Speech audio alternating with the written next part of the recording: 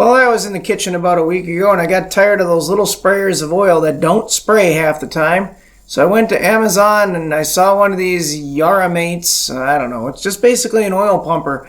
But it was fairly inexpensive and I thought, you know what, I'm going to give it a try because I am so sick and tired of paying for a $10 little sprayer of olive oil because I want a really nice extra virgin olive oil in a sprayer that's supposed to be propelled and it drips out of the darn thing.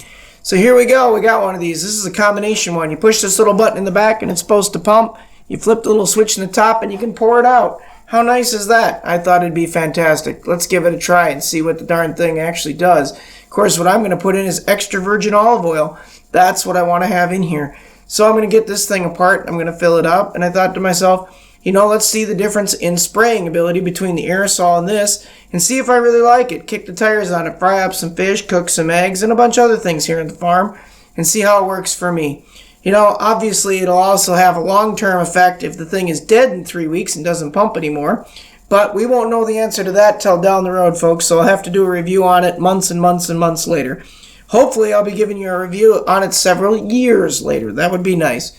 I like it when you buy things that last, but I hold no hope on this because the aerosol sprayers don't last, and this thing is made probably in China. But what else is new? That's the way the world works. So here we go. We got this olive oil in here right now. It's a pretty viscous and thick oil, and I'm going to put the top on it. I'm going to give it a spray or two and see what it sprays like. I've been told by many people online that these things work pretty nice, and even some restaurant people have chimed in and said that they use them in the restaurants. It'll probably save me money in the long run if this thing actually holds up. So let's kick the tires on this and get this thing going once and see how it does. So for my first test here, I was just trying to see if I tipped it if it leaked, and it did not leak out the sides. That's a nice thing to see. My next test here, I'm going to spray it on this cutting board and see if it actually pumps out a mist. It doesn't have to be perfect, but at least as long as it doesn't just drip. It took me quite a few pumps here to get it going. But once it started to go and get itself primed, I was able to use it. I want to spray in a downward motion. Kind of shoots out like an oval is what I realized.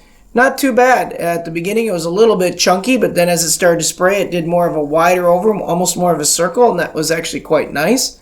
So I kind of liked that idea. So next thought was clean off the cutting board and put it up against the propellant one. See how it does against this. So got one of these, extra virgin olive oil ones. And, when you shoot this one is working fairly decent at the moment. It kind of likes to put out 2 lines. Comes out fast, comes out heavy. This one's a little bit lighter. Doesn't really do 2 lines. More does like an oval, like I said, but it seems to be spraying excellent.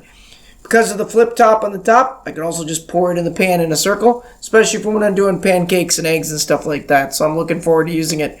I figure I kick the tire on this for 3-4 months, and then I'll tell you what I think of it. But right now, it's looking pleasing because it works, and that's all that counts, and it's a lot cheaper than $10 bottles of aerosols that don't work. Thanks for watching, folks. We'll give this a try and see how it holds up.